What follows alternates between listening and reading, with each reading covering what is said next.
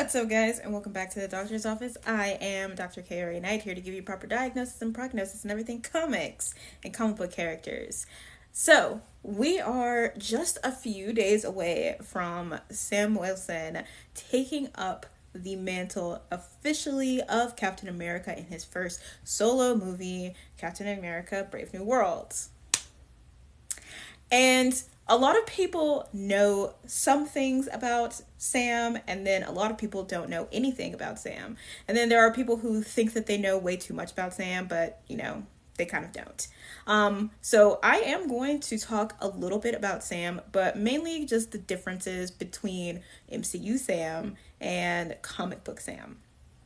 Because there are some differences kind of in the beginning. And then there are some similarities because we know that the MCU likes to start linking their comic book characters up together in the comic books as well. So we start to get the similarities in personality and things like that. Then also, Giancarlo Esposito is going to be playing Sidewinder in Captain America. And a lot of people don't know too much about Sidewinder or the fact that he is the one who founded the Serpent Society. And they most certainly don't know too much about the Serpent Society. And they also don't know that Sam has come into contact with the Serpent Society before. So I'm going to be talking about those two things as well. Sidewinder, Serpent Society. Just so I can get you guys prepped for what is coming, because we are honestly so fucking close. And I am so excited to see Sam take on this role, just like I was excited to see him take on the mantle of Captain America in the comic books several times, actually. So let's fucking get started. So a lot of the difference that I've seen between the MCU Sam and then the comic book Sam is mainly the background of Sam from like when he started. So he was a child when both of his parents were murdered on two separate occasions. His father was murdered first. His father was a pastor. His father was murdered first while trying to stop two rival gang members, I believe. And then after that, his mother was murdered by a mugger. And I do believe that Sam witnessed both of those. So he's already hit by trauma, and he is from Harlem, so he was already hit by trauma as a child.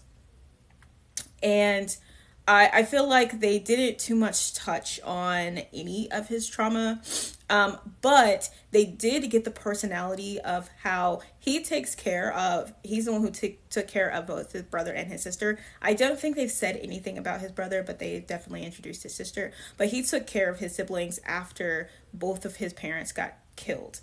And that actually shows in his interaction during Falcon and the Winter Soldier, while he's talking to Carly, because Carly's the person that she is essentially calling like her mom, so the person who raised her, basically like after the blip and everything like that, or just like period and helped in that society, gets killed. So I feel like that was kind of like a reference to a point where he had lost his own mother without them actually referencing him losing his own mother. So he, like, that part I think is definitely important to his story. The thing with him being in the military versus in the comic books. In the comic books, he was not in the military.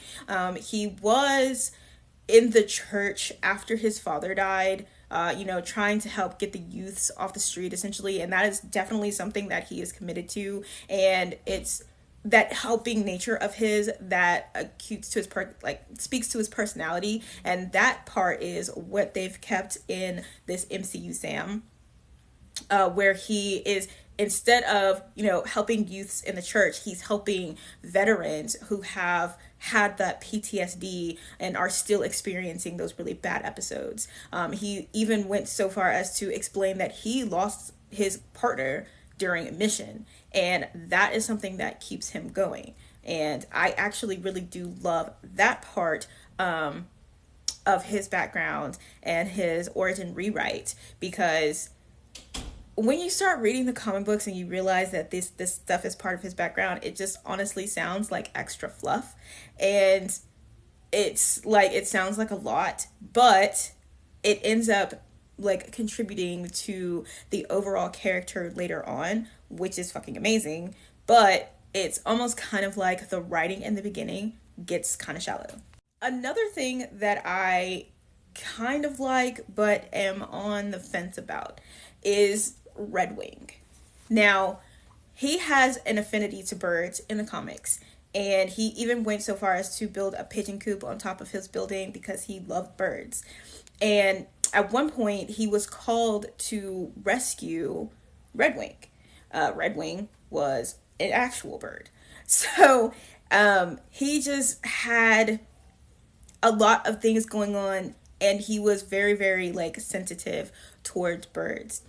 And when Redwing needed help, of course he went. Then there was like something happening in the Caribbean where he was specifically called because of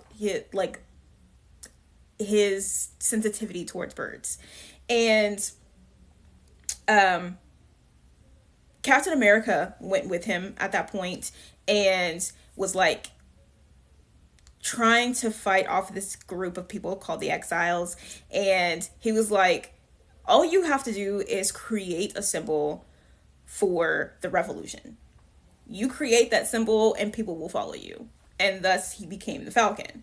And his thing with birds was always interesting to me in the comic books. However, they seem to have just negated that whole situation in the MCU, and Redwing is like a military prop essentially, or something that, but it's something that he keeps close to him. So I feel like it's a representation of Redwing, a bird that he actually may have had in the past.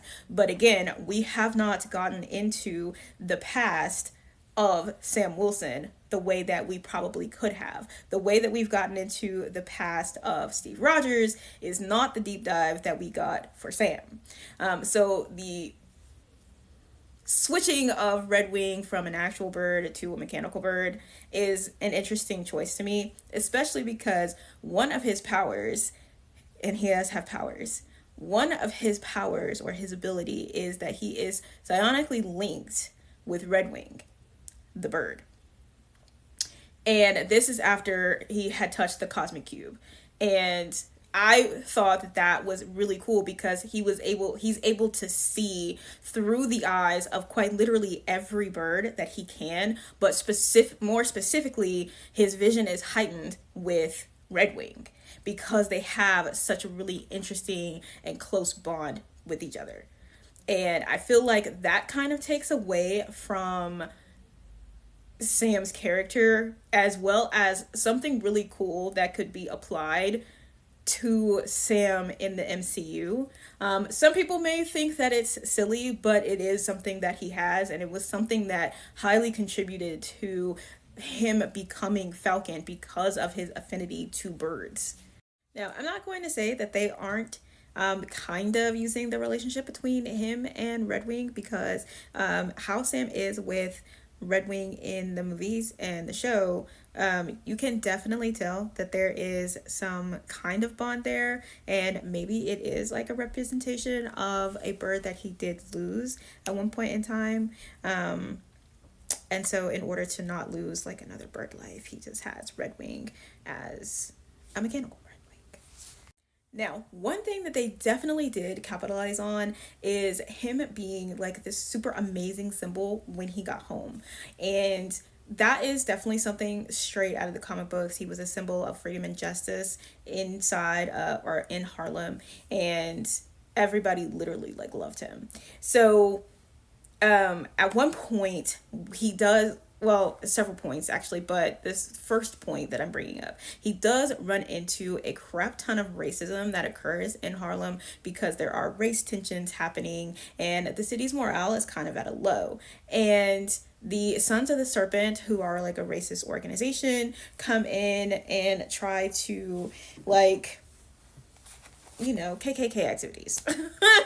So him and Captain America ended up teaming up. And that's another thing that they just like kind of glazed over, is the relationship between Sam and Captain America prior to Sam becoming Captain America, because they have such a history and it was kind of put on the back burner, and we don't have like the exploration of the relationship between them because we know why Cap picked Sam, just based on how it is. But I would have loved to see their like, and I mean, we do see like their relationship deepen, and they bond over military experience, right? And then they bond over other experiences. But there are certain things that happen to Sam in the comic books that make Captain America have to step up. It was kind of like the relationship between them actually ended up getting split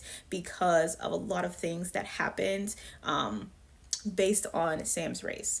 And that is one of the things that is actually holding a lot of weight in this time right now as it comes up to Sam becoming Captain America. There are a lot of people who are like, oh, like Black Captain America this and Black Captain. You don't have to call him that. Captain America is fine. Captain America is perfectly okay. And the thing is that Captain America, Steve Rogers gave up the mantle a million fucking times. And it wasn't until Sam was doing everything in his power to uphold the ideals of Captain America and getting his ass beat for it that he decided to come back. Every time Sam or Captain America gave up the mantle of Captain America, something that had to do with Sam is what brought him back. And it's like the bond between those two is absolutely incredible. And we do get a glimpse of the bond developing over the movies, but it's just like, I would love more.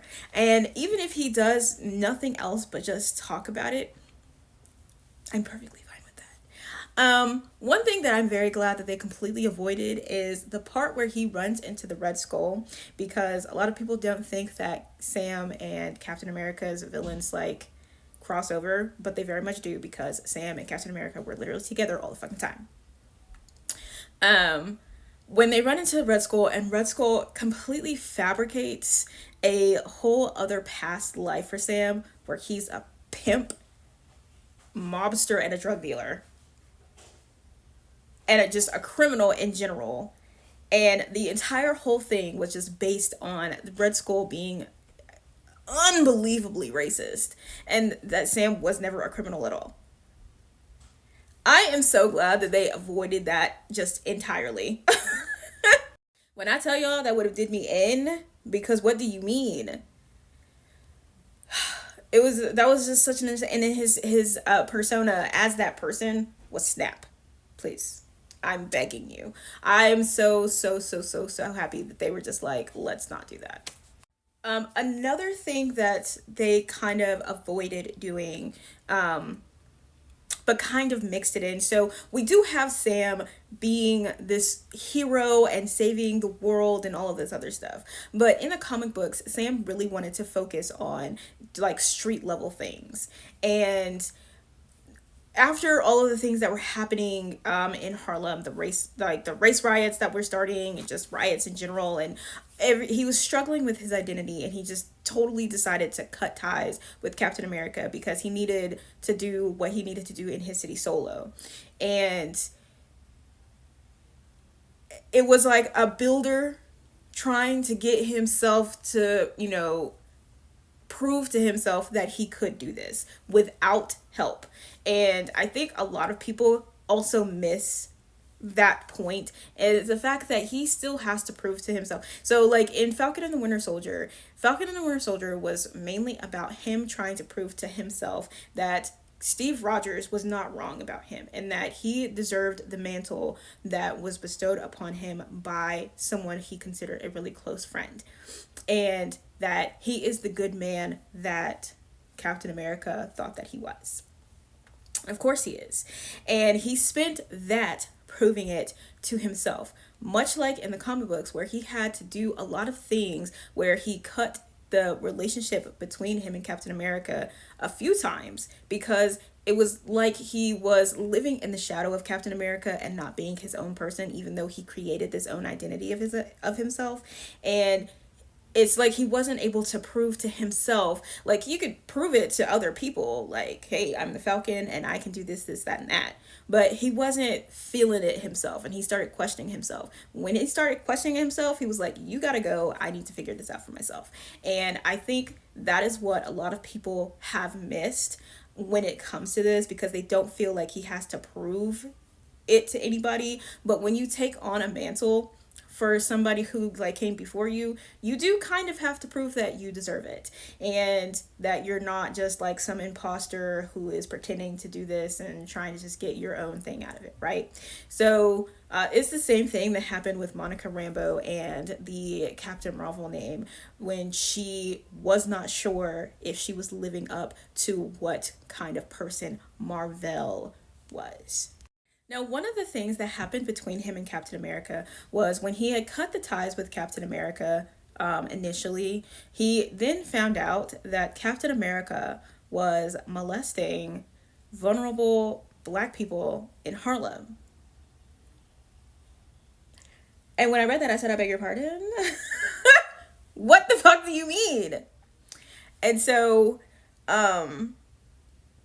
it actually turns out that it was like an imposter. Captain America was not doing any of that shit, and there was a lot of things going on, and he was able to fix what was happening. All right, cool. But it was still strained between them, because again, he felt like he was just living in the shadow of Captain America and Captain America's actions. However, they realized that because their paths are going to cross so often, and they are really so close in friendship, that they can't keep one another out of their lives. It does not work like that, and it was never going to. And so they decided to work missions again. But he still needed his own identity, so he ended up going to Black Panther, who gave him these vibranium wings so that he could fly. And that is what he was missing in his identity. At that point, him and Captain America were kind of like on the same thing, but Captain America still had that super soldier serum. So even though Captain America didn't have to fly, Captain America could get places faster than Sam could. You know what I'm saying? So it was like, I'm still not where I need to be because I'm still here, you're here. I don't like that. So level the playing field. He got help from Black Panther and the Wakandans. He got those fucking vibranium wings. Yes. Now, another thing that I do find interesting is the creation of Captain America's shield. My bad. I mean, Sam's shield. So when, Captain America died and then he was brought back to life, and Sam had like kind of like momentarily taken over the mantle, and then Captain America developed a condition and he felt like he was too old to be Captain America, and then Sam became the all new Captain America and was facing racism as the new Captain America. And then Steve Rogers just became Captain America again, so now there's two Captain Americas just operating in different things. So Sam's Captain America is operating with the Avengers, and then Captain America is operating with a smaller Avengers team doing things elsewhere, covering street level things versus the big cosmic things. So like that whole time during Blood Hunt, Captain America, Steve Rogers' team was handling small things that had to do specifically with Steve Rogers being Captain America, and then Sam, Captain America, was dealing with the repercussions of the whole worldwide situation happening while he was with the Avengers. But the creation of his shield, so the vibranium was given, of course, by T'Challa. Then they had the mold created by Tony, and then it was forged by Thor. And all of this was at the behest of Misty Knight. Now, when he was like, so him and Misty Knight are a couple still, actually.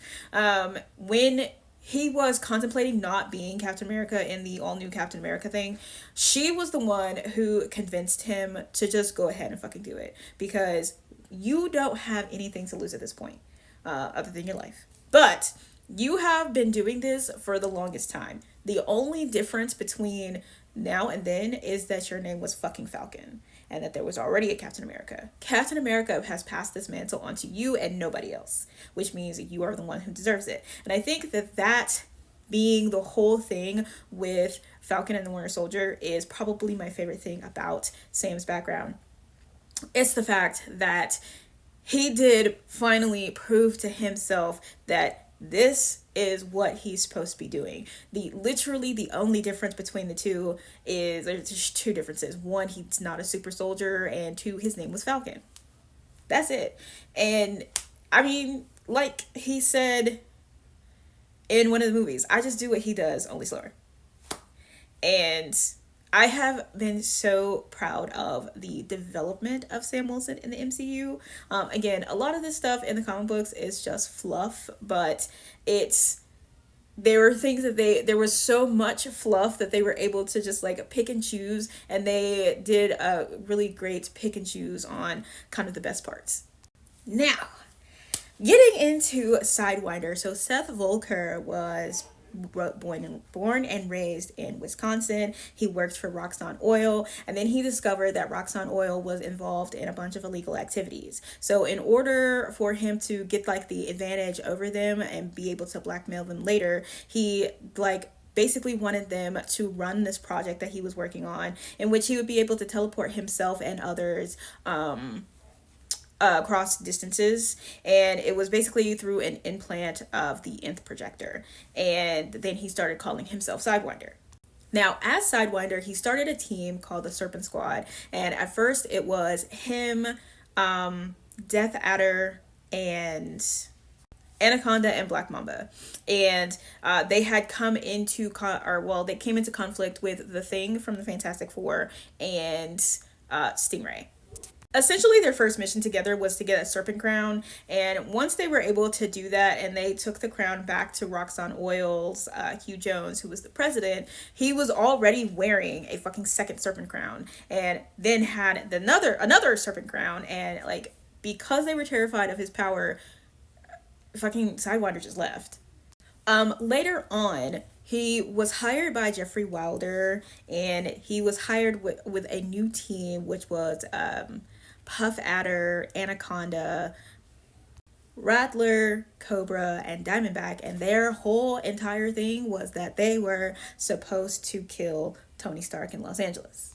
Now, after they essentially failed in doing this, they went looking for Volker because he ran away again. And when they broke into his apartment and he wasn't there, they started looking around and they found files on other snake-themed people or villains. It was like Princess Python, Asp, Constrictor, and Cobra again. And so, Volker, he teleported in there, changed his costume, teleported back, and was just like, what do you want? And they were like, oh, we want our money from the job, blah, blah, blah. And so he gave them the money with interest and then was like, hey, why don't we start like this evil organization? So they ended up meeting at a hotel with the others. So it was like Death Adder, Cobra, Princess Python, Asp, Diamondback, Bushmaster, Cottonmouth, Constrictor, Anaconda, etc. And he was like, let's start the Serpent Society. And if you start this group with me, I will give you benefits: medical, vision, dental, prison escape services with me teleporting you out of prison. You guys earn significantly more money, etc. And Constrictor was like, no, and left. But the rest of them were like, hell yeah, let's do it. Now, he also has this thing called the Serpent Citadel where he like watches the base of operations. The group was really actually very good. They were able to kill MODOK in a mall, even though Captain America tried to stop them. Some of them ended up being captured when Porcupine set them up, but he was able to teleport them out of jail. And like they had method to their madness, they were hired by Kingpin, they were hired by AIM to do assassinations, like they were hired by other villains to do things because they had absolutely no problem with doing this. Like when they stole MODOK's body after they killed him, they received $100,000. So they were doing really good as not only just like an evil society, but as a business. Now, at some point, Princess Python had discovered the Citadel and her memories were erased and she was sent to the Circus of Crime. And Death Adder was sent to send her to the Circus of Crime, and then his like saucer crashed or whatever, and he was presumably killed. And so, of course, Volker was like, we have to fucking find his body. So, we have to find his body, we have to find his killer. So, he sent them all to find things, and he had also implanted trackers in them. This he told to Diamondback and the X-Men, that he had implanted trackers in them. And when they all ended up getting attacked by Viper as well as other snake-themed people, Diamondback, because Volker had got hurt, Diamondback called Captain America for help, and Captain America showed up with Falcon. So this would be where they have interacted.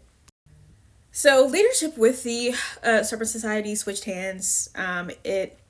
After all of the stuff happened with Viper, he did decide to retire, and he gave Cobra the reins of the Serpent Society, basically. And anytime he was in trouble, he did call Captain America for help. But between all of them, between everybody, Sam Wilson has come into contact with the Serpent Society a few times. Honestly, I'm really interested in seeing how this is going to play out in the movie and where it's going to lead to as we start approaching the different Avengers movies and everything like that, because we do, from Anthony Mackie, get how by the time we get to Avengers Doomsday, I believe, he's going to be like the leader that is completely needed. So I'm really interested to see how he interacts with not only Sidewinder but the rest of the Serpent Society, and how that is going to come to fruition, because again, they do have a lot of interaction, especially with him being Captain America.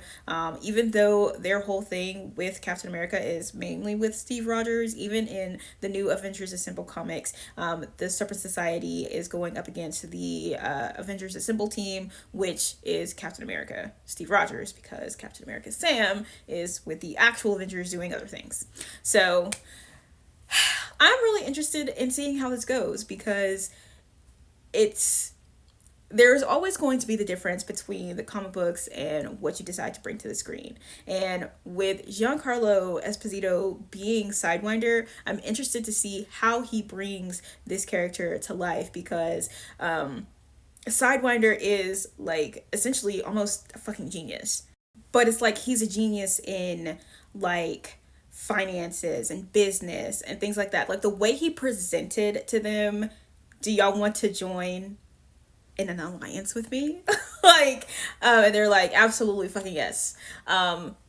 Because what super villain organization comes with medical benefits and like you're guaranteed to get paid, you're guaranteed to get out of prison, you know what I'm saying? So in the comic books is very interesting. So I'm definitely very excited to see how he brings Sidewinder to life and how the Serpent Society is interpreted in the MCU, because they are a force to be reckoned with. At one point in time, they even interact with Mephisto, and they start worshiping Mephisto and all kinds of stuff like that. So there's a lot that they can take from both Sidewinder and the Serpent Society's bios, the way that they've done with Sam. So it can't be anything other than amazing at this point, and I'm just like really excited. If you guys listen to the podcast, I will be doing a review for the Captain America movie after it comes out.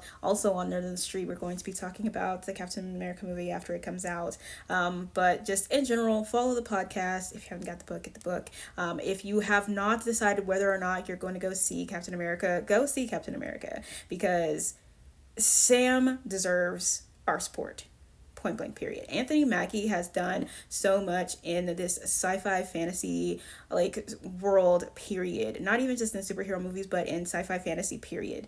And he has done a lot of things, from fucking this to Altered Carbon to Real Steel to Black Mirror to Io. Like, he has done a lot. And then he has like another one that comes out this year called The Electric State. He also did Twisted Metal. So, you know, he's putting a lot into everything that he does, and he has put his heart and soul into Sam Wilson, and he 100% deserves our support. Plus, it's Black History Month. What are we doing?